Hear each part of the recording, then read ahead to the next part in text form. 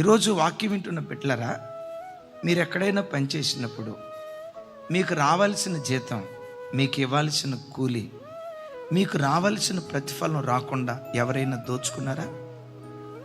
అది మీ కష్టార్జితం, అది మీకు చెందిన ఆస్తి, అది మీ పిత్రార్జితం.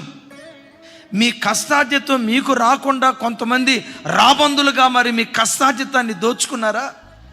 ఏమి చేయలేని నిస్సహాయ స్థితిలో వెదవరాలనయ్యా, పోలీస్ స్టేషన్కి ఏమని తిరిగేది, భర్త లేనిదాన్నయ్యా, నా ప్రక్క నిలవబడి మాట్లాడే మగదిక్కు నాకు లేదయ్యా, నా కష్టార్జితాన్ని నా బంధువులు దోచేసుకున్నారు, నాకు రావలసిన ఆస్తిని నా చుట్టాలు దోచేసుకున్నారని ఒకవేళ అచేతన స్థితిలో ఈరోజు ఈ ఆరాధనకు వచ్చేవేమో, ఇశ్రాయేలీయుల మీదకి దిగి వచ్చిన దేవుని కటాక్షం యేసు నామం పేరిట ఈ దినం నీ మీదకు దిగివచ్చునుగాక.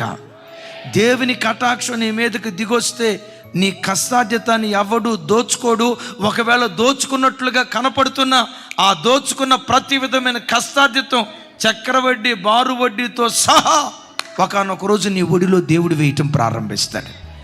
అంటే దేవుని కటాక్షం మన మీదకు దిగొచ్చినప్పుడు మన కష్టార్జితం అన్యాక్రాంతం కాదు.